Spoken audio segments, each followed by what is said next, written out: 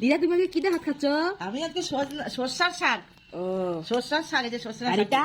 এইটা অড়ের ডাল, এই যে অড়ের ডাল। ও এটা অড়ের ডাল, আর এটা সবজি। কিসের সবজি? এটা ভেজ সবজি। এর মধ্যে এই যে সজনে ডাঁটা, কোয়াশ, আলু, ফুলকপি আর সোয়াবিন দিয়ে দিচ্ছি একটু। বৃহস্পতিবার তোরও তাহলে একদম হয়ে গেল। আর শাক দিয়ে একটু খেয়ে নি একটু ভাত বাবা। রোজ সঙ্গে সবজি।